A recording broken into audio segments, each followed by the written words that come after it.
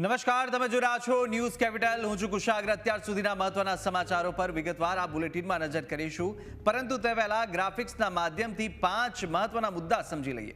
સૌપ્રથમ મુદ્દો એ જ્યાં રાજ્યમાં આકરી ગરમીની અંબાલાલની આગાહી છે. 23 એપ્રિલથી ગરમીનો વધુ એક રાઉન્ડ શરૂ થવા જઈ રહ્યો છે. મે મહિનામાં ગરમી ભુક્કા બોલાવશે અને મધ્ય ગુજરાતમાં 44 થી 45 ડિગ્રી સુધી તાપમાન પહોંચશે. તો ફરી એકવાર આ જે આકરી ગરમી છે, કાળઝાળ ગરમી છે, તેની માટે ગુજરાતવાસીઓએ તૈયાર રહેવાની જરૂર છે.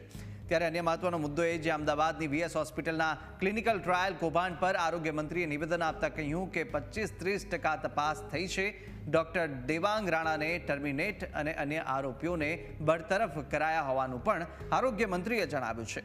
અન્ય મહત્વનો મુદ્દો એ જ્યાં નર્મદામાં આપ અને કોંગ્રેસ પર વરસ્યા સાંસદ મનસુખ વસાવા અને કહ્યું કે ચેતર વસાવા આદિવાસી સમાજને ગેરમાર્ગે દોરે છે. આપ અને કોંગ્રેસ ખત્મ થઈ ગઈ છે તેવો પણ ઉલ્લેખ મનસુખ વસાવાએ કર્યો છે. અન્ય મહત્વનો મુદ્દો એ જ્યાં ધર્માંતરણની પ્રવૃત્તિઓ વચ્ચે તાપી જિલ્લા કલેક્ટરનો આદેશ અને શાળાઓમાં ધર્મ આધારિત પ્રવૃત્તિ ન થાય તેની તકેદારી રાખવી પડશે. ત્યારે ધર્માંતરણ થઈ રહ્યું છે અને સાથે સાથે જેટલા પણ ધર્મ વિરોધી પ્રવૃત્તિ થઈ રહી છે તેને લઈને પણ કટાક્ષ કરવામાં આવ્યો અને સાથે કડક સૂચનાઓ પણ આપી દેવામાં આવી. અને મહત્વનો મુદ્દો એ જ્યાં જમ્મુ કાશ્મીરમાં કુદરતે વરસાવ્યો છે કહેર. વાદળ ફાટવાની સાથે અનેક વિસ્તારોમાં જળબંબાકારની સ્થિતિનું નિર્માણ થયું છે. પૂર અને ભૂસ્ખલનમાં 3 લોકોના મોત થયા તો 100થી વધુ લોકોનું રેસ્ક્યુ પણ કરવામાં આવ્યું છે.